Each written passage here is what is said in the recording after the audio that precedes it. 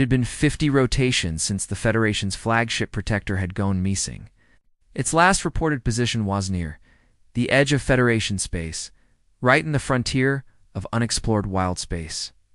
It had reported detecting an unidentified vessel of an unknown configuration and was going to move in for a standard season investigation. That was the last transmission ever received from the Protector.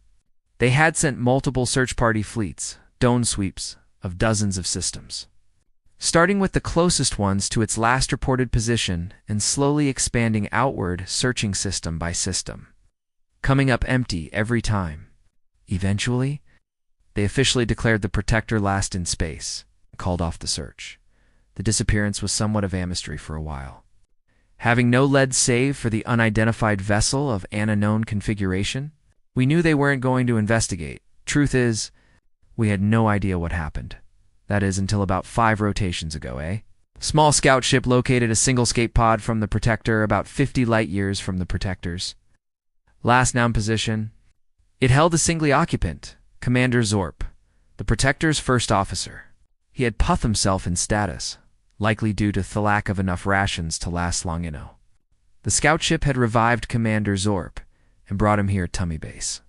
Initially, I was excited to brief him, but he could not say much of anything. He was quite literally too scared to speak, save for some muttering of a symbol.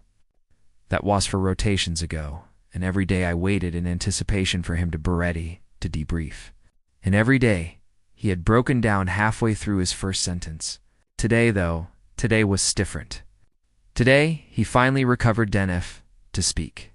Finally, the mystery would be solved. Date rotation, 155, year 101, Central Federation calendar, spoke the Analystino, the recorder. Commander Zorp tore count the events that lead to the Protector's disappearance. The analyst motioned to Commander Zorp, who sheepishly leaned forward and began in a quiet, almost whispered it was a standard, speak into the recorder.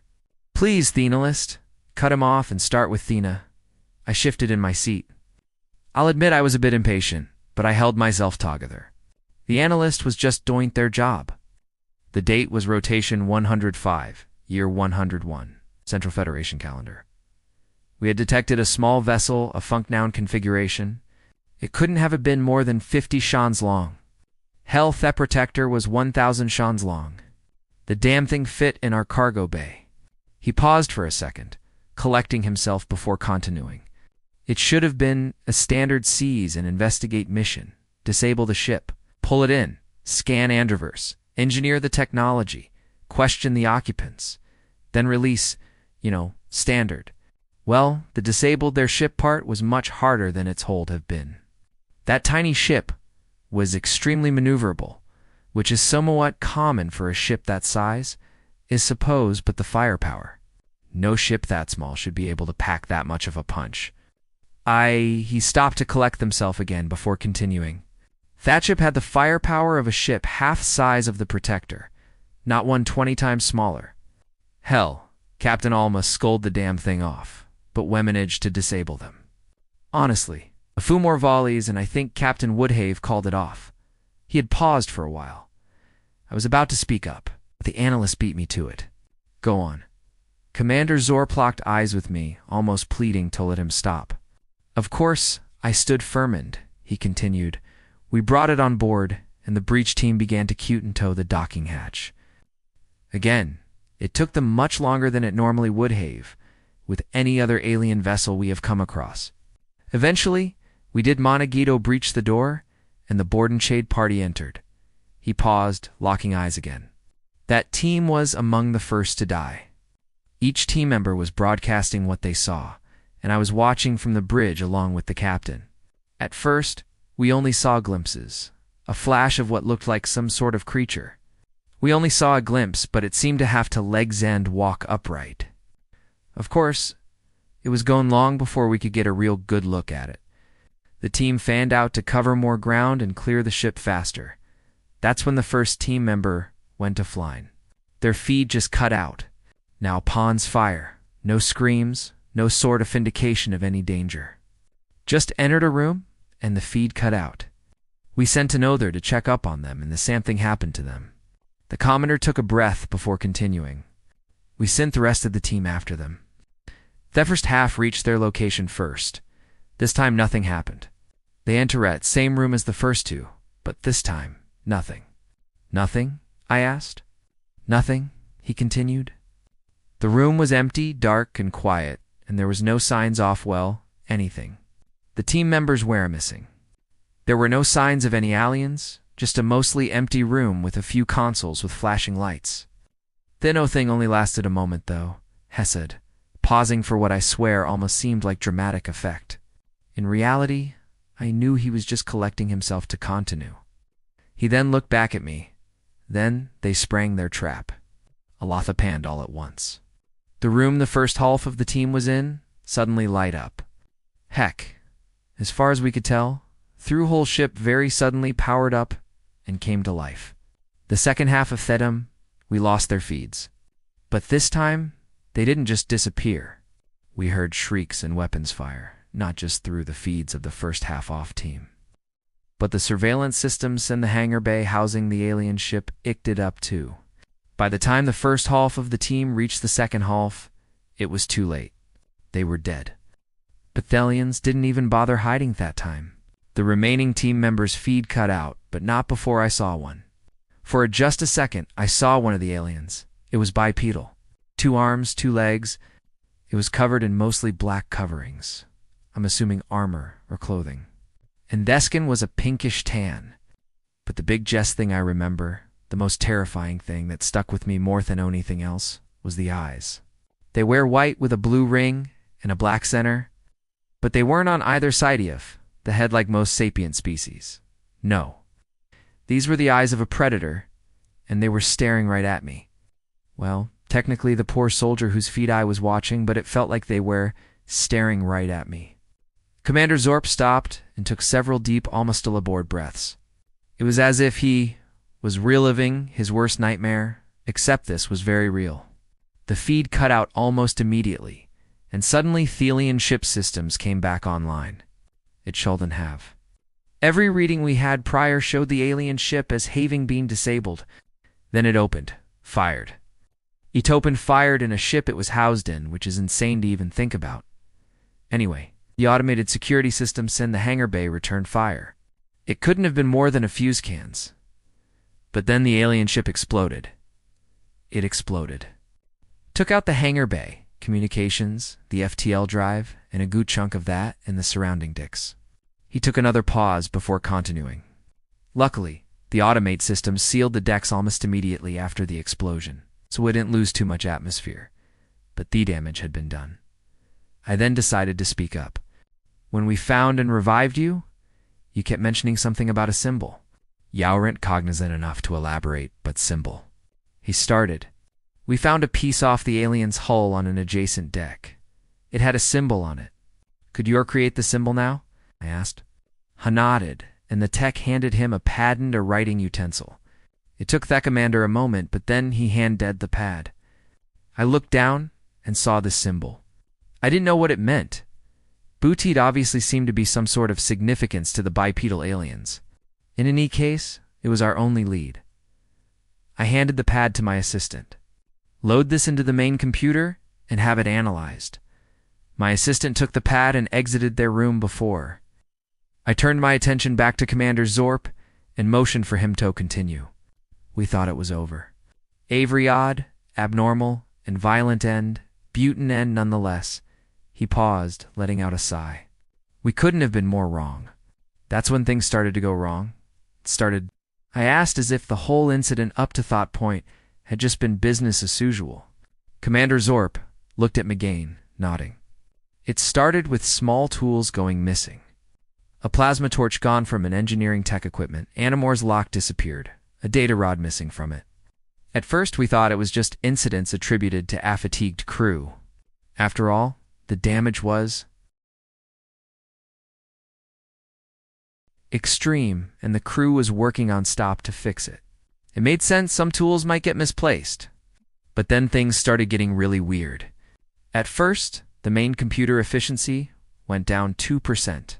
At first, we attributed the efficiency decrease to the extra processing load it was taking on Withal. the repairs and damage we were taking on. Then life support started malfunctioning deck by deck. It didn't showed off, but rather changed theomental settings. The oxygen levels decreased to 20%. The carbon dioxide levels rose to 5%. Nitrogen and some argon started replacing helium, and the humidity decreased significantly. At first, we thought it was a computer glitch, but every time we set it back to Federation standard, it would go back to the same wrong setting within a few hours.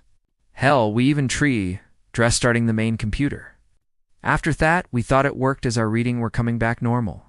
But we realized the computer sensors were lying to us since we could feel no difference. The environment, despite the computer telling us otherwise. A primal sense of fear started to form inside me, to kind where you know you are being watched by a predator. I know where this story was going. After about a week, we figured out what was happening. Unfortunately, by then, it was too late. It started after we got the FTL drive back online. Captain ordered an immediate return to the nearest Federation outpost. It should have been a cycle's trip to arrive, viewed after a cycle in FTL. The outpost was no hair in sensor range. It didn't take long to realize we were off course, but not by some miscalculation. We were going the opposite direction. After that, we started a detailed investigation into the ship computer. That's when we finally realized what was happening. We found some footage from when the Bipeds ship exploded. During chaos, right before the explosion, about 5 of the Bipeds escaped. Deusi the attacked an explosion as version and escaped into the protector. Captain ordered an immediate wiping of the computer and a full vacuporster from before we encountered Tolians. Unfortunately, they were on toast. They didn't even try to hide their presence anymore. The computer went the weir. We watched helplessly as the computer pulled up, queried, and downloaded the database. Every classified file, every known species cultural index, every piece of data on Thought computer pulled up and downloaded a single location on Deck 5. So, Captain did the only thing we could do. He ordered a sweep of Deck 5 for Bipeds to be captured or eliminated. Commander Zorp paused, taking a deep breath and locking eyes with me before continuing. The soldiers never even made to Deck 5. The Bipeds knew we were coming and ambushed the T en route. That's when they went on the offensive. They started taking the ship level by level. The crew members that didn't evacuate in time were knocked out by a single hit from their weapons. It's at this point the captain ordered their remaining crew to abandon ship. Some Hothi knew and intercepted us on the way to the escape pods. Captain ordered Justo push through and escape at all costs. None of us made it. None of you. I asked Confist. Well, obviously you made it, no, General, Commander Zorp replied. It made it the furthest, but as I was entering my escape pod, Commander Zorp took a deep breath. As I entered my escape pod, it grabbed me and pulled me back. It shoved me into the wall and looked at me directly in the eye. Thighs. The eyes were soul-piercing. The white, the blue ring, and black dot in the middle. Honestly, General, I thought Ella was going to die. What happened? I asked. It held me there for a moment, then spoke in Zalarian. How they knew to speak my home language was beyond me, but I'll never forget what it said. What did it say? Well, sir, he had a message for you. Me. I asked, confused and admittedly a little terrified. Well, command as a whole, Commander Zorp explained at the Biped said. We didn't know why you attacked us, but tell your superiors. It won't happen again. And then it shoved me in the escape podent. Ejected. Sir, they took our standard Cs and investigate protocol as an act of aggression. And I asked, well, sir? At first I took Biped's words as a warning to not doth it again, to stay away from their ships. But, well, you see, get to Thepwint, Commander. I knew where Commander Z was going with this, but I had hoped I was wrong. Well, you see, I've had a lot of time to think about this. Their ship, at least based on the data we received, and from what I could make fit. Well, there should have been more than 5. Only 5 made it out, but a ship they were in could have easily comfortably had at least double that. My heart sank. I think, well, I know they took our actions as an act of aggression. If I'm right, I think we may have accidentally killed some Atham too. So, if I'm right, they don't just think we are the aggressive ones. But their words weren't a warning to stay away, but a warning of retribution. "Sir," he said, his voice starting to stake, "they are coming. By a lac ounce. The next 3 rotations were anything but ordinary. Supplies, Shipyard patrols came in and out. Commander Zorp was transferred to Command Taurus State. His testimony and give as much information on the bipedal threat as possible. I had recommended an immediate immobilization. Activate the reserves, increased warshow production, retrofit every fleet Veselto wartime standards. Command accepted the recommendation, but when asked what sector to mobilize the fleet in, well, I was at a loss. Even Commander Zeop had no idea where these bipeds were from. We'd had no idea where they would come from, how many ships they could muster up for an invasion. Hell, we didn't even know if our assessment of an invasion was correct. But if it was a single tiny ship and 5 of these Bipeds managed to take out the Federation, flagship and a crew of over 500 Federation crew members, and that was knowing nothing about us before the encounter. Now, they knew just a boat of brazy about us from the Protector's datas. Not to mention, they most likely had plenty of time to reversenger, analyze, and figure out our most advanced technology. Meanwhile, when you, nothing of them other than Commander Zorp's experiences and that symbol, of course. Needless to say, I didn't get much sleep. In retrospect, Wessold have seen this coming long before the Protector went missing. The standard size and investigate was one of the Federation's most controversial standard missions. Proponents against it noted it was highly aggressive and violated the rights of the species whom it was binged into. Advocates for it never really had a good counter to that, but mentioned it was necessary for the safety of the Federation. Besides, the Federation was the most advanced alliance in the known galaxy. Even if their alien species were unhappy with policy. They could never stand up to the Federation in a meaningful way. It was foolish and short-sighted. It was only a matter of time before we ran into a species more powerful than us. In a standard seize and investigate was not exactly the kind of first impression Yao wanted to make. In fact, had even made a that exact objection at the Academy Altos years ago, back when. I was vehemently against the standard seize and investigate. Of course, over time, I had wised up and realized it wasn't necessarily evil for the good of the Federation. But now I realized a lot of me younger self was the wise one. This policy was our undoing. It was just a matter of time. But after thrillitations, they didn't come and there was no invasion.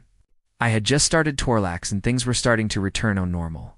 Save for a small fleet protecting each planet, and a fewer ships stationed at my outpost. The date was rotation 158. Year 10 to 11, Central Federation calendar.